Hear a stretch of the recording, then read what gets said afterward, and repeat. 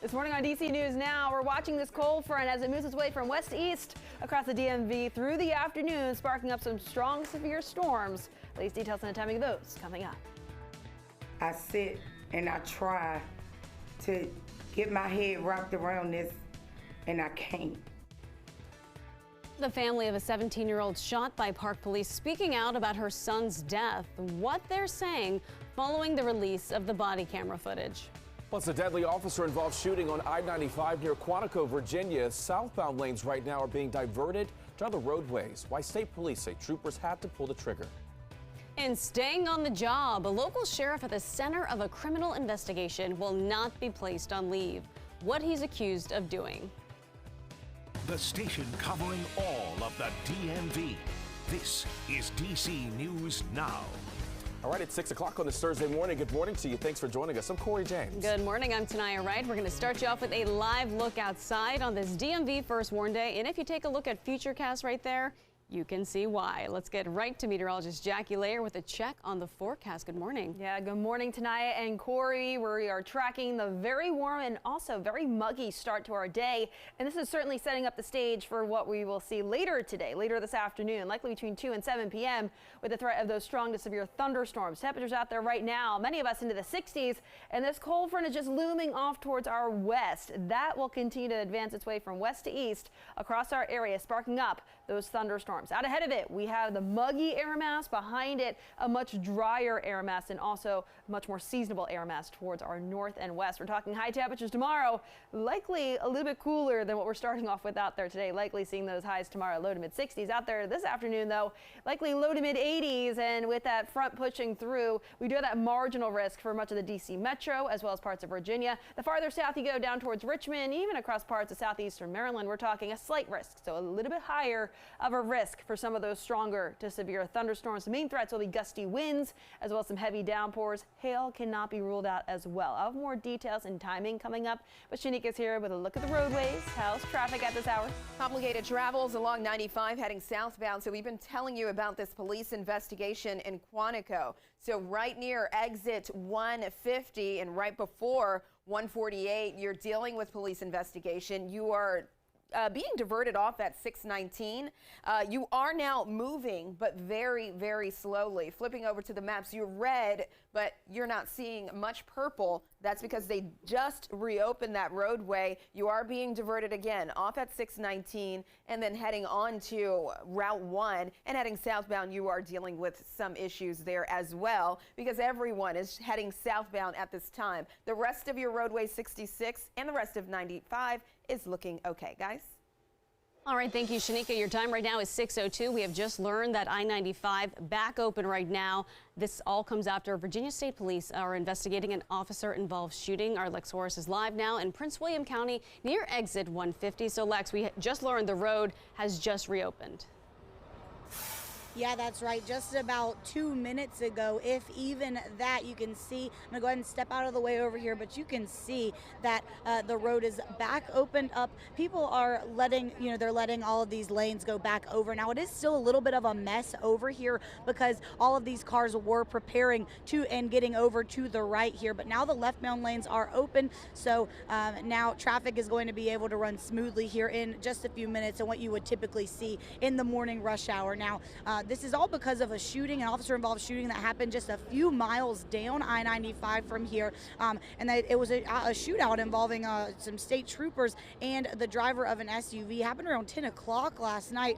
VSP says that troopers initially tried to stop that SUV around exit 167, about 10 miles up the road, for having the wrong license plate on their car. But that driver refused to pull over. They sped down the highway, and about 10 minutes later, the driver hit a guardrail, kept going, and then ran off the side of the road and crashed into the woods around here, around exit 147. So VSP says that the driver, then they started shooting at troopers. Those troopers returned fire at that driver, and then both people in the car were hit. Now, the driver was airlifted to the hospital with life-threatening injuries. The passenger of that car died at the scene. Now, the investigation was ongoing and kept the road here shut down until, like we said, just in the past 5 minutes, and that was going from 10 until about 6 o'clock, and now the road back opened up. They did find a firearm in that car and confiscate that, and so we're expecting an update from Virginia State Police on that investigation here in a little bit, and of course as we get updates we'll bring it to you both here and online. For now, live at Quantico, I'm Lex Juarez, DC News Now. All right, thank you, Lex. Your time now is 6:04. A new report accusing hundreds of Catholic church leaders of sexual abuse. The details of that report coming up, but first in your Know and Go headlines this morning, the Frederick County Sheriff is now facing charges for his alleged involvement in a plan to illegally buy machine guns. An indictment says Sheriff Chuck Jenkins falsified paperwork to get machine guns for a business partner. If convicted, those involved could face a maximum sentence of 5 years in prison. The family of a man shot and killed by U.S. Park Police is talking for the very first time since the body camera video of that incident was released. Park Police shot 17-year-old Delano Martin last month. Police say they found him in a stolen car. His family says they want justice for their son. And 5 children from Key Elementary School in D.C. were hospitalized after eating gummies laced with an unknown controlled substance. School officials say one student shared gummies with others. Now they all went to the nurse feeling sick. All 5 students are expected to be okay. Time right now is 6:05 this morning. Police are investigating after 2 shootings happened just blocks away from each other. Now, the first one took place before 3 o'clock this morning near the Benning Road Metro Station. One man was injured in that shooting and was taken to the hospital. The second happened just 2 minutes later, a few blocks away. Authorities say a man was injured in that shooting. So far, no word on either victim's condition. Police say the shootings are not related. And back here in the district, police are searching for the man who stabbed and killed another man near a Metro bus in Wheaton, Maryland. This happened yesterday afternoon near University Boulevard West and Amherst Avenue. Now, police say 2 men started arguing on the bus, and according to authorities, that argument then spilled out on the street. Montgomery County Police are asking anyone with any information to contact them. Frederick County's longtime sheriff is staying on the job despite facing criminal charges for illegally buying machine guns. Sheriff Chuck Jenkins and Frederick businessman Robert Kropp are facing charges for conspiracy and making false statements. Officials say they falsified multiple documents requesting machine guns for evaluation at the sheriff's office. The indictment says Kropp offered political support to Jenkins for helping him get those machine guns. The sheriff's office says Jenkins will remain as sheriff through the investigation. Every situation is different, and because the indictment just came out today, the sheriff is still going to remain in that role. He is going to take the advice of his counsel and of those leaders above him before he makes any decisions on what he needs to do. If convicted, both men could face 5 years in federal prison. Now, Sheriff Jenkins is responding to the investigation with a statement at a press conference yesterday afternoon. It reads, quote, "I have been in constant communication with the DOJ and the Bureau of Alcohol, Tobacco, Firearms, and Explosives for over a year, and I've been 100% cooperative throughout the course of the investigation." He continues, "I will continue to serve as your sheriff as this process plays out and fully expect my deputies, correctional officers, and staff to remain the true professionals they are." Do not get into that car.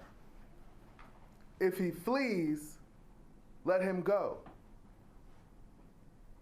You all saw that video. You saw the first thing that officer did was get into that car. That is the attorney for 17-year-old Delano Martin. He was shot and killed by Park Police last month. This morning, we're hearing from the teen's mom, who is grieving the loss of her son while prosecutors conduct a civil rights investigation. Let's get right to DC News Now's Tosin Fakile, who is live at police headquarters this morning. Tosin, we heard from Martin's mother in the last hour, but the attorneys, they're also speaking out about this. Corey, that's right. The attorney is also speaking up, just like the mother, calling for justice. Family and loved ones hurt in this case. Now the Department of Justice, along with the FBI and the U.S. Attorney's Office, have opened a civil rights investigation into this case. The announcement came after the family saw that body camera footage of moments before their loved one was killed. And now, Corey, we are learning even more about who 17-year-old Delano Martin was. Now, police tell us that they found 17-year-old Martin asleep inside a car that was reported stolen. That body camera footage of the incident was released released recently by police. In that video, you hear a DC officer telling Park police officers to not get in the vehicle. Moments later, an officer goes in through the back seat. Martin wakes up, drives off with the officer still in the car. A few moments later, that officer shoots Martin.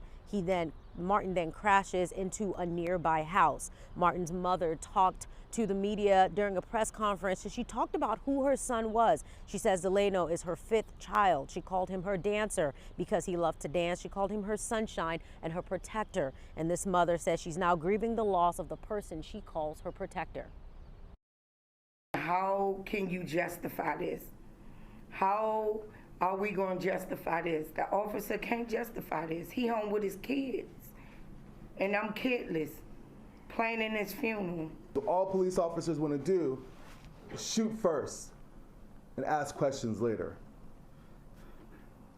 How long will they be able to hide behind their badge to justify taking a life?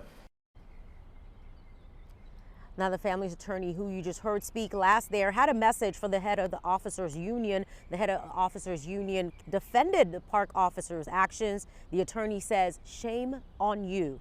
Now, Park Police has not commented on the shooting. The Department of Justice says in their investigation, they plan to diligently and thoroughly carry out this investigation. An emotional mother says she wants the name of the officers involved in the shooting. She wants all of their names released immediately. We're live at police headquarters. I'm Tosin Fakile for DC News Now. Back to you. All right, Tosin, thank you. A scathing report released this week alleges sexual abuse by hundreds of Catholic priests and other church leaders with the Archdiocese of Baltimore. Now, the report from the Maryland Attorney General says more than 150 priests and predators sexually abused over 600 children over a span of more than 80 years. It also accuses church leaders of cover-ups that allowed abusers to escape accountability. State investigators looked at more than 100,000 documents. Now, that report says church leaders were focused on hiding the abuse, not stopping it or protecting the victims. Baltimore's Archbishop said the report reflects a reprehensible time in the Archdiocese history. He also says the abuse will not be covered up, ignored, or forgotten. Your time right now is 6:11. Several D.C. elementary students are recovering this morning after eating gummies laced with an unknown controlled substance. Now, 5 students were told were actually taken to the hospital. Assistant Principal Jennifer Green sent an email to parents. She says the students shared the gummies with other students at Key Elementary School. Students went to the nurse's office after feeling sick. 5 of them went to the hospital. And people around the DMV are now looking for solutions surrounding kids and edibles.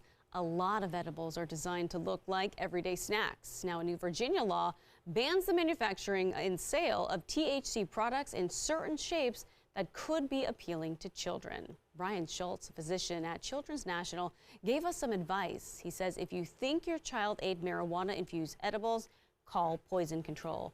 Watch for symptoms like seizure-like activity, not being able to wake up, or having trouble breathing. If you see any of these signs, call 911.